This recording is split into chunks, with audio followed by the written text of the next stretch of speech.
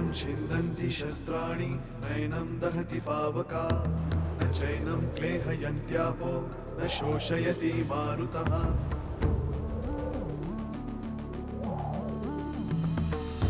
दिवसामागुणरात्र धावते सकाळ संध्याकाळ सूत्रधार जो या साऱ्याचा नामतयाचे काय तयाच्या मनात दडले नकळे कधी कुणा क्षणात होते संभव सारे क्षणापूर्वीचे असंभव असंभव असंभव असंभव. तू माझ्याशी असं वागूनही मी तुझ्यावर एवढं प्रेम करू शकते. तिने तुला खरंच माफ केलंय? ते घोंगडं काढून फेकून दे, कारण एक ना एक दिवस ते खोटं कुजेल. मिळाली का माहिती सगळी? नाहीतर मी तुम्हाला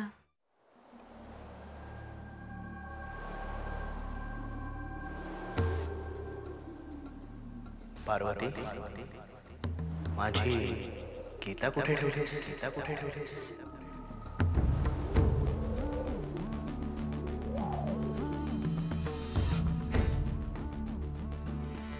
शुभ्रा, माझं सोहळं काय झालं?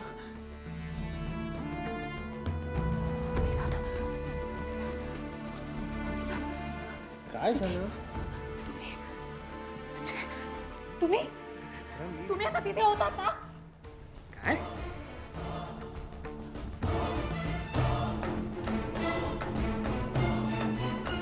काय चाललंय? शुभ्रा, काय झालं? काय सगळं काय चाललंय? तुम्ही आता इथे? शुभ्रा, काय बोल? काय झालं? मला वेळ लागेल आधी. शुभ्रा, मला वेळ लागेल या सगळ्यामुळे. मला वेळ लागेल आधी. शुभ्रा, शांत हो. काय झालं मला सांगशील का? तुम्ही आता इथेच होतात. मी बघितलं हो तुम्हाला, पण शांत. शुभ्रा, तू शांत हो. मला खूप भीती वाटते. मला इथे वेळ लागेल आधी.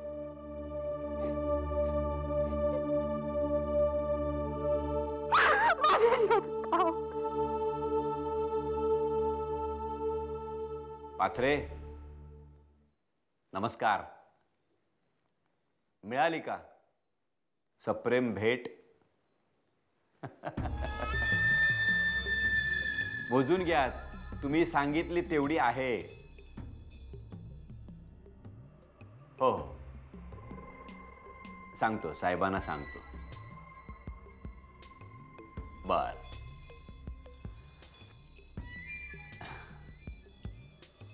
पात्रे म्हणत होता, साहेबांना सांगा आमची काही चूक नाही, आमचे हात बांधलेत. निर्णय थेट दिल्लीवरून होता. साहेब, आणखी एक खबर आहे. काल शर्माच्या बंगल्यावर आपल्या सगळ्या इन्व्हेस्टर्सची गुप्त मीटिंग झाली. त्यांचा निर्णय झालाय, ते लोक आपल्या प्रोजेक्टमध्ये पैसे गुंतवणार नाहीयेत. तुम्ही म्हणत असाल तर साहेब,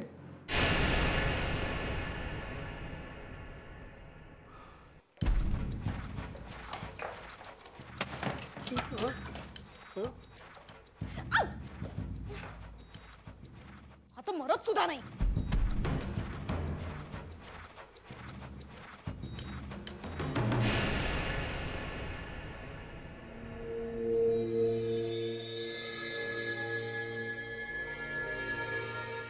काय गणपतीच्या दर्शनाला गेलती ना, मग काय झालं?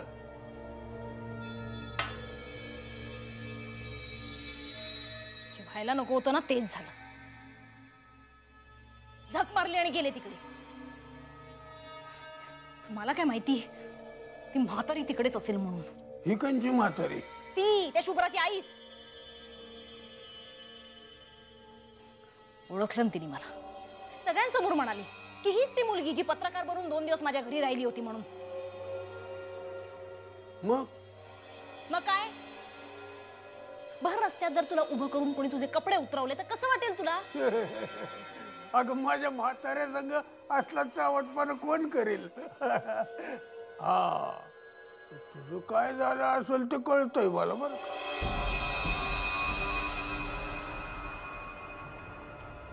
कशी बशी हातापाय पडून नाटकं करून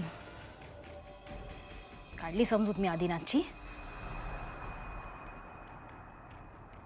बाकी सगळ्यांना नाही पटायचं ते. ती प्रिया तर माझ्या नावाने रान उठवत असेल आता तिकडे. ही तारेवरची कसरत इतकी व्यवस्थित मी पार पाडत होते इतके दिवस. Just one silly mistake and आता तुला त्या घरात तारा मिळणं कठीण आहे. काहीतरी नवीन सांग मला. तेच काय सांगतोस? खरं तर त्याच्या जवळ तिथे राहणं इतकं गरजेचं होतं मला. पण आता तुला 10 येळाला सांगितलंय ही फोकनाळी सोड. तुझा कोणती दोस्त आहे ना दाढीवाला, त्याला शोधून काढ, त्याला कामाला लाव. तुझ्या एकटीने काही होणार नाही. कुठून शोधून काढू? हा, कुठे मरायला गेलाय देव जाणे. अगं तुझ्या दोस्ताचा तो बा वाडा एकच घेणार आहे ना. मग मग ते शास्त्र्याकडेच त्याचा पत्ता घावल तुला. आता कंच्या शास्त्र्याला गाठून तो पत्ता मिळवायचा हे न कळले इतकी तू खुळी नाही आहे सिंधू.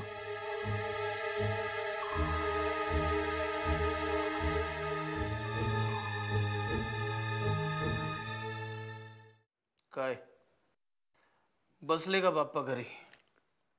हो साहेब, पूजा वगैरे आटपूनच आलोय. साहेब तुम्ही याल ना घरी? हो 10 दिवस आहे ना, येईल. काय अभिमानचा फोन वगैरे काही नाही, पण आज करेल. मला नाही केला तरी निदान हिला करेलच. आला तर त्याला सांगा आता तरी माफ करा म्हणा बापाला. या घरी सणासुदीच्या दिवशी एकटा भणंगासारखा बसलाय बाप घरी. मी सांगेन साहेब. आणखीन एक, तो वसईचा वाडा विकत घ्यायचा नाही असं मी ठरवलंय. साहेब त्या शास्त्राबरोबरचं डील कॅन्सल. कळवून टाक सगळ्यांना.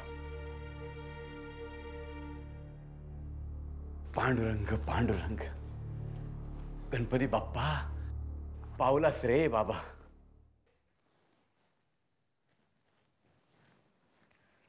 मला नाही वाटत सुलेखानं फार मोठं काही पाप केलंय. कमालच आहे वंसू तुमची. अजूनही तुम्ही तिची बाजू घेताय. खोटं बोलली ती आपल्याशी, माईंशी खोटं बोलली.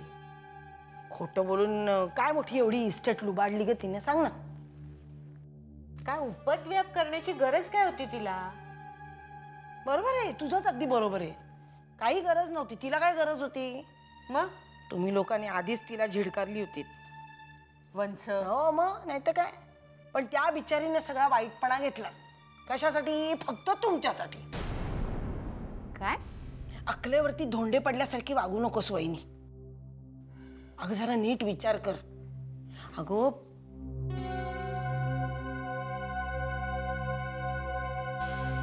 तुझ्या त्या लाडक्या सुनेला निखिलचा मृत्यू आधीच दिसला होता. दिसला होता की नाही? पण तुम्हाला कसं हे कळलं? कसं कळलं ते महत्वाचं नाही. ती म्हणाली निखिल जाणार आणि गेला की नाही. हे बघा वंस, एवढं होऊनही तुमचे कोणाचे डोळे उघडले नाही ते नाहीतच. ते तिचे उघडले. तिनं चौकसपणे विचार केला. आधीनं लग्न करून ज्या मुलीला घरात आणले ती आहे तरी कोण बाबा, म्हणून तिनं हे सगळं केलं. पण तुझंच बरोबर आहे अगदी वहिनी, तुझंच बरोबर आहे. तिला काय गरज होती हे सगळं करण्याची? मी तिला 1000 वेळा सांगितलंय, अगं ते लोक आता तुझं कोणी नाहीयेत, नको जीव जाळूस त्यांच्यासाठी. पण ती ऐकेल तर शपथ ना. वंस तुम्ही मला म्हणता आंधळेपणाने शुभ्राची आरती करत फिरते मी म्हणून? तुम्ही काय करताय आता सुलेखाबद्दल? सुलेखाची तुलना तू त्या शिवे नाव घ्यायला सुद्धा कसं तरीच होत. वंस, सुलेखाची तुलना तू त्या बाई बरोबर करू नकोस, कळलं का तुला? जाऊ दे, घरात देव आहेत, मला आता भांडणं नको. असली सून घरात आणल्यानंतर काय होणार आहे? सुलेखा जर का या घरची सून झाली असती ना तर मग पुरे वंस, आता एक शब्दही बोलायचा नाही. नेहमीच तुम्ही आरडाओरडा करून काहीतरी एखादी गोष्ट ठसवत राहाल आणि लोक ऐकून घेतील, असं होणार नाही. शुभ्रा सून नाही, मुलगी आहे माझी. तिच्याबद्दल वेडवाकडं बोलणं मी ऐकून घेणार नाही, अगदी कुणाकडूनही नाही.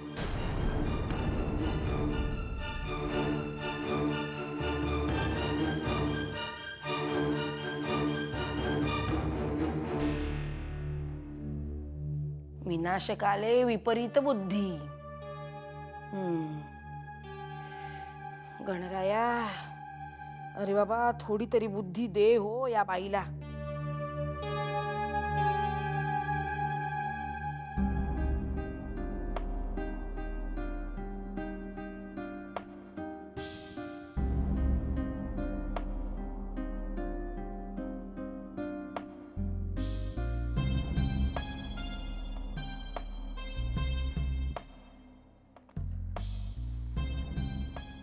काल यशवंतरावांनी मला त्यांच्या घरी भेटायला बोलवलं होतं. एक महत्वाची गोष्ट सांगायची होती त्यांना. त्यांना आपला वाडा विकत घ्यायचा नाहीये. का? आता काय त्याचं? आपल्यात जे काही ठरलं होतं ते रद्द झालंय असं समजा, असं त्यांनी सांगायला सांगितलं. तुम्हाला सांगायला सांगितलंय आजोबा. हो, अचानक ही सद्बुद्धी कुठून सुचली त्यांना रे?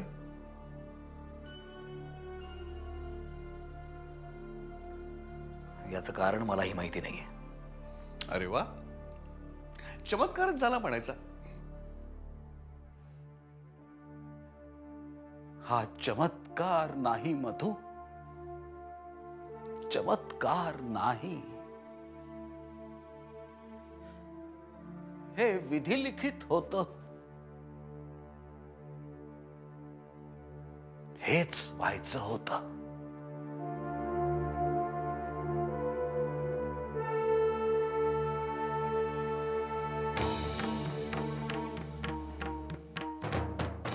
ओम भद्रं कर्णेभिः शृणुयाम देवा,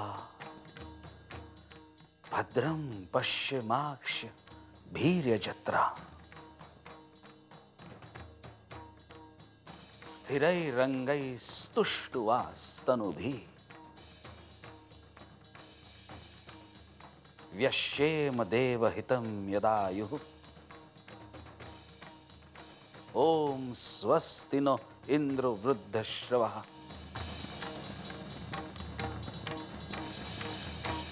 स्वस्ति न पूषा विश्ववेदाः, स्वस्ति नस्ताक्ष्र्यो अरिष्टनेमि, स्वस्ति नो बृहस्पतिर्दधातु.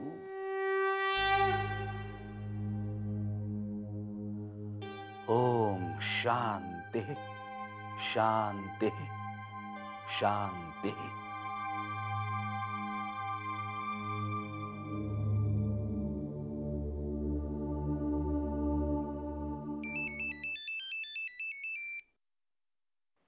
हा प्रिया, अगं मी येतोय विसर्जनासाठी. दादाला सांग थांबायला. मी पोचतोय तासाभरात. बाळकाका, मी तुला एका वेगळ्याच कारणासाठी फोन केलाय. काय ग, काय झालं? तू म्हणाला होतास बघ, सुलेखा मध्यंतरी पुण्याला जाते असं सांगून भलतीकडेच गेली होती. त्याचं काय? तिचं पितळ उघडं पडलंय सगळ्यांसमोर. म्हणजे कुठे गेली होती? कोकणात, शुभ्राच्या घरी. पत्रकार असल्याचं सोंग घेऊन गेली होती शुभ्राची माहिती काढायला. काय?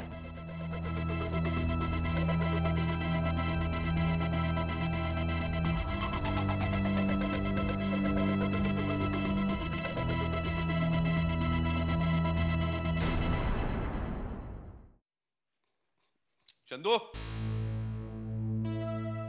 अरे चंदू, मी तुला हाक मारतो, तू पुढे पुढे काय चाललंयस? थांब जरा, मला बोलायचंय तुझ्याशी.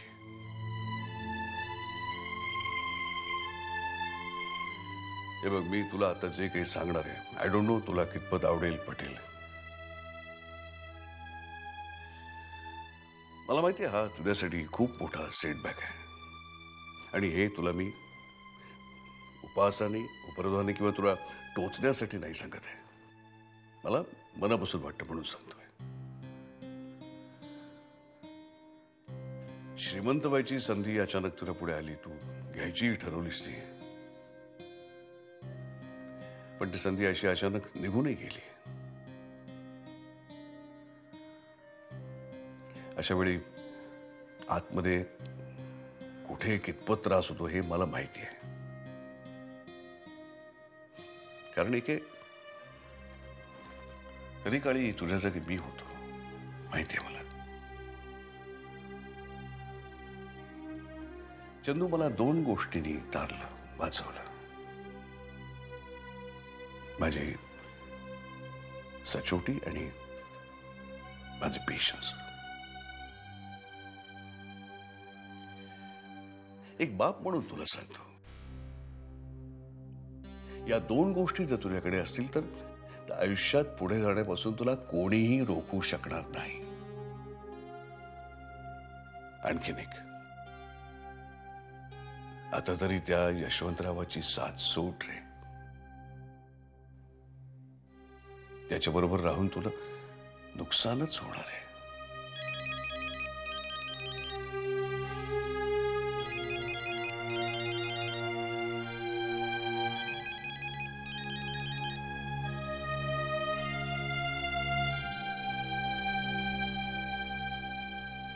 हॅलो.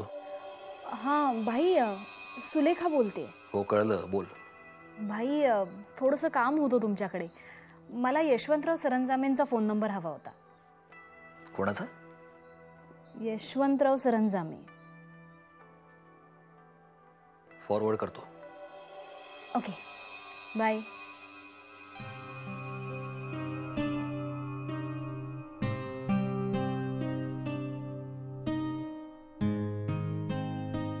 निघू मी बाबा.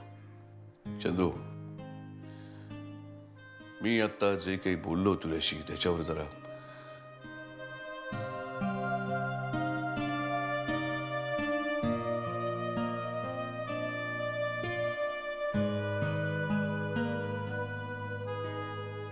नक्की विचार करेन.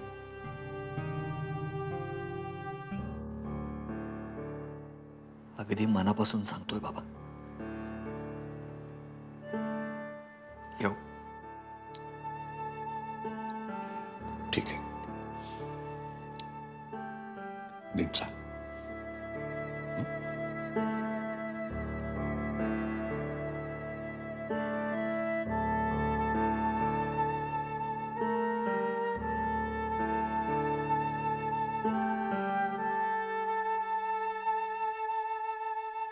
श्री राम जय राम जय जय राम.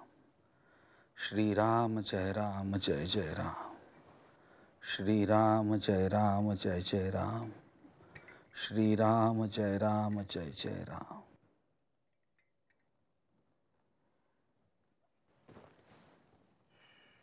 बाबा, दूध.